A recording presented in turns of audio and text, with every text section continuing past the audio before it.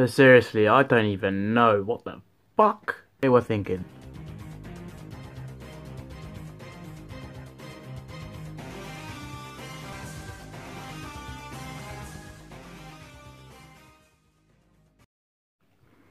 This film had to be average at best.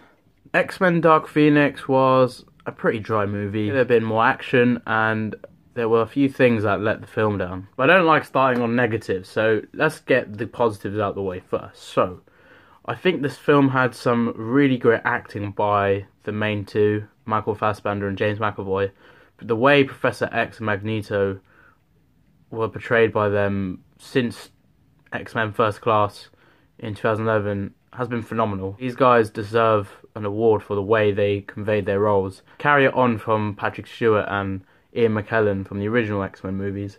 I think it's amazing. I did like some of the action sequences. There's a sequence near the end involving all the X-Men and they fight these shape-shifting beings, and it's how they fight one another and the way the X-Men come together. And it is a badass moment with Magneto, and I'm so glad he had that. Really cool. Although I like that sequence a lot, there were a few things I didn't really like about the villain in this. So when the film starts, there's literally this, well, we didn't know it at the time, but there's the Phoenix forces on the surface of the Earth, and NASA had astronauts in space and they lost contact with them, and then government calls the X-Men. They're like, right, we need your help. Professor X is like, right, we got this. They send them in like a Blackbird. X-Men save the astronauts. Jean gets absorbed by the force from this energy, which is definitely the Phoenix Force. And then she blows up. Everyone thinks she's dead. She ends up being alive. And there is a moment of like, what the hell is that? When you're not so sure about the Dark Phoenix storyline, you don't know what that force is.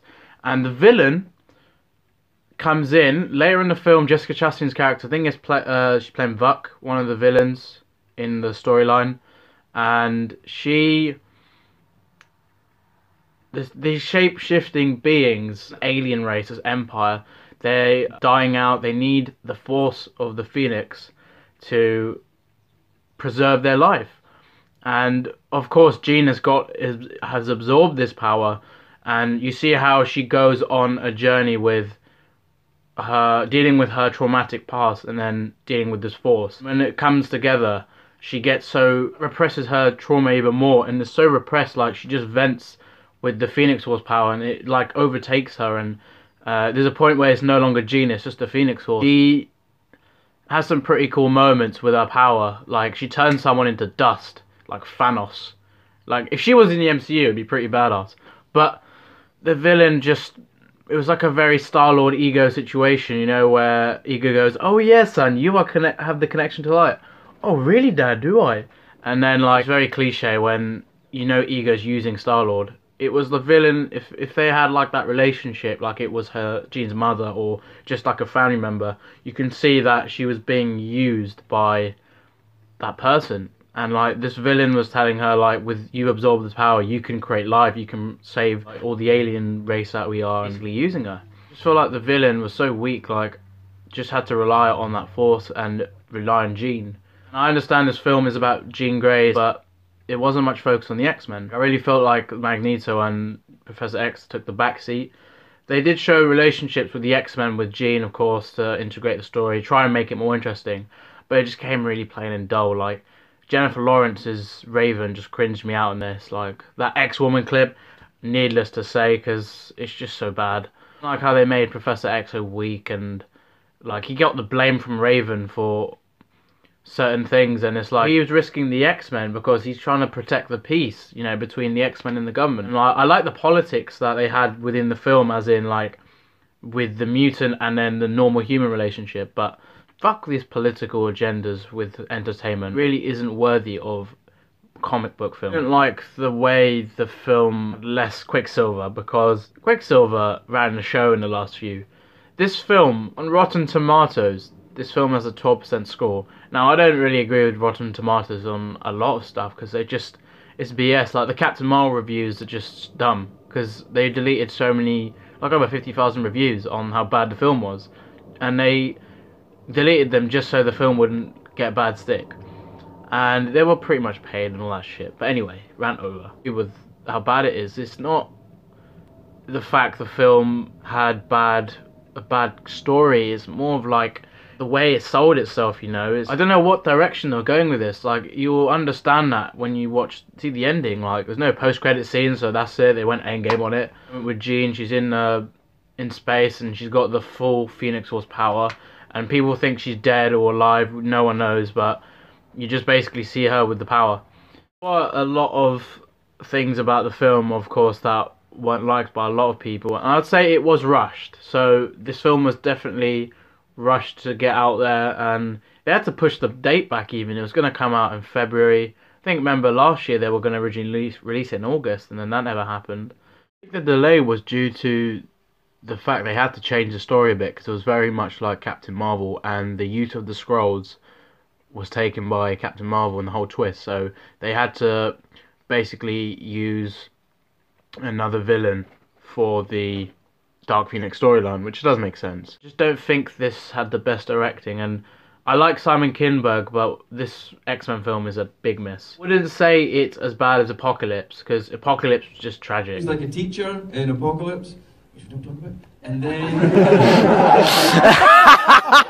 Save us for that, you know. X-Men Dark Phoenix is an average film. If you are interested in seeing just how it ends and how they encapsulate it all, then fair enough. Seeing how some of these X-Men characters are portrayed, because they are really well acted by, of course, like I said, Magneto and Professor X. You gotta give it to McAvoy and Fassbender for their jobs. And then I don't like the cringe in this film. I don't like the scenes of Jennifer Lawrence's Raven. I just think she's such a one-dimensional actor. Just seeing after Hunger Games, she was great, and then she just went down. I feel like she plays every role the same, you know, and... Full price to pay for keeping the peace. By risking our people to save theirs. Yes, yes. It's funny. I can't actually remember the last time you were the one risking something. And by the way, the women are always saving the men around here. You might want to think about changing the name to X-Women. Oh, I hate that X-Woman clip. Like, giving Professor X a shade is so bad. Like, he's the guy that, you know, he made mistakes, but he gave them all a second chance. And she's so out of place with saying to him about what he did. Like, he didn't help Jean properly in terms of, like, telling her the truth. Because he hid something massive about her story with her family and just things about her dad. But it was for her better. I just didn't like how they just attacked him like, yeah, it's all your fault, why didn't you say this? But he did it for good reasons. Concluding this movie, it is average, yeah. Wouldn't say it's any better or any worse. I just didn't feel like it was very good. Some people will absolutely hate it. Some people will probably think it's great, but it's average. So you're either going to save your money, or if you really want to see what happens with the ending and the encapsulation of the X-Men franchise, and just go see it. Or you can just help Endgame out and beat the Avatar record, which is way more worth your money, because I've seen Endgame a good few times and it never gets boring. So that's my review. It's hard to say a lot, and there will be longer videos because I feel like I've been making a lot of short ones, so expect longer content. I do feel this film had such a Captain Marvel-esque ending. It needs to have a reboot into the MCU, and I can't wait to see what Kevin Feige is going to do with it, because I know he's going to have to be like, right, we're going to completely change the dynamic. They're going to integrate them better, and of course the multiverse has come in to the MCU, so we're going to have so many big opportunities now with the Fantastic Four as well, and I just can't wait to see the next big villain. I'm hoping we see Galactus, and I'm just so glad that Fox was taken over by Disney. It's just amazing what we're going to see for the X-Men. So, I do agree with a lot of people, this film is trash, but it's better than not seeing it, because you want to fully understand why it is, you know, what it is, but...